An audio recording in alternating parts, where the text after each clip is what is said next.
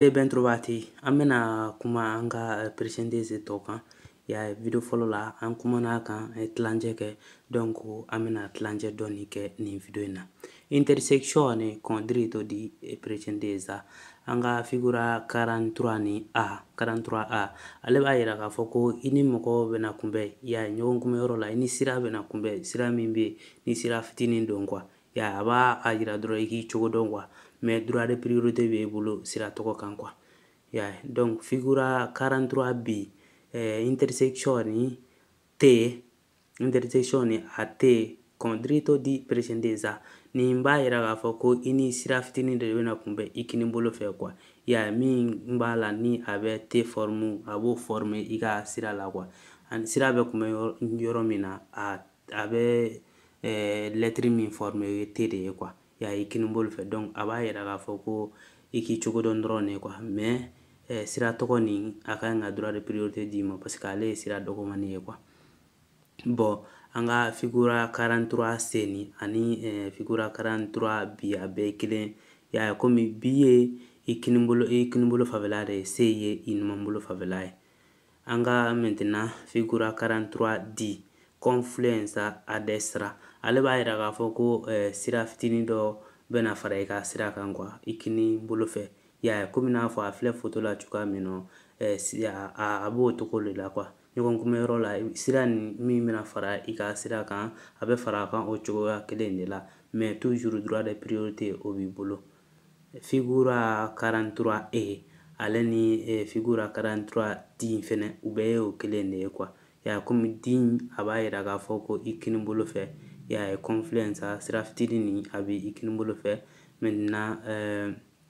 figura 43E ni ale fɛnɛ a b'a yira k'a fɔ ko confluenza nin ko a bɛ i numan fɛ quoi sira fitinin a bɛna fara i ka sira kan i numan fɛ i k'i cogo dɔn quoi mais toujours droit de priorité b'i bolo a sira tɔgɔ kan quoi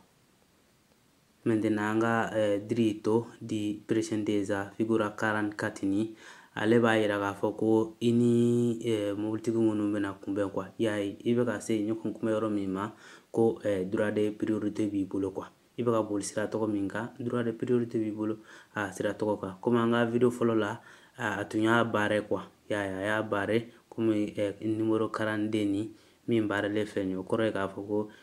droit de priorité t'i bolo sira in kan i bɛ ka boli sira min kan mais ni a ma barré komi 44 ni figura 44 ni o kɔrɔ ye ko droit de priorité b'i bolo i ni mɔgɔ minnu bɛ kunbɛn olu kan k'i bila i ka tɛmɛ diritto di precedenza nei sensi unici alternati ni komi n'a fɔ an y'a fɔ video fɔlɔ in na fɛnɛ cogoya min na photo in filɛ sanfɛ nin ye 45 yen yɔrɔ in na droit de priorité kun t'i bolo parce que i ka flèche bɛ rouge la quoi maintenant duguma yɔrɔ in na droit de priorité b'i bolo parce que i ka flèche bɛ blanc na quoi jɛman na i ni min bɛ kunbɛn o bɛ rouge la o kɔrɔ ye ni feu tɛ yen nɔ e de bɛ tɛmɛ ale de kan k'i bila ka tɛmɛ komi n'a fɔ video tɛmɛnen na an y'a définition di an bɛ segin ka définition di tuguni sensi unici alternati dɔwɛrɛ tɛ a b'a yira k'a fɔ sira yɔrɔ dɔ dɔgɔyalen don k'a sabu kɛ baara i bɛ sira kan walima ka kɛ pont bɛ yen o n'a ɲɔgɔnna ninnu quoi donc mobile fila tɛ se ka tɛmɛ ɲɔgɔn fɛ quoi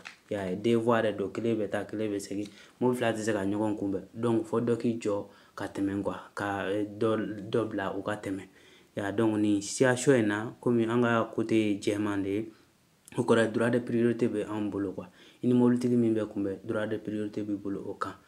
seulement peut-être ni agent b'a régler ni agent kɔni ye min bila ka tɛmɛ o de bɛ tɛmɛ walima ni feu bɛ yen ni feu y'a yira mun bɛ tɛmɛ o de bɛ tɛmɛ mais tant que feu tɛ yen e de kan ka tɛmɛ bon n bɛna turuko dɔ fana di nin yɔrɔ in na toujours guida kɔnɔna na n'i ye nin yɔrɔ in ye ni demande y'a fɔ ko i kan k'i jɔ quoi ko i kan ka mɔgɔ bila a ka tɛmɛ o ye falso de ye quoi i y'a faamuya nin sens unique alternative yɔrɔ la ni i ka flèche ye jɛman ye ka yɛlɛn ten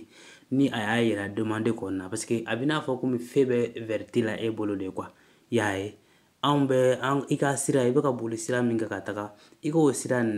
dɛ droit de priorité de b'ale bolo donc ale bɛ vert de la a bɛ n'a fɔ feu bɛ vert la donc toujours ale le kan ka tɛmɛ quoi ya bona y'a fɔ ko ale ka k'i jɔ ka droit de priorité di o ye falso de toujours quoi i bɛ o bila i kunkolo la an ka droit de priorité o banna ni yɔrɔ in na an bɛna fɛɛrɛ kɛ tagalen ɲɛfɛ an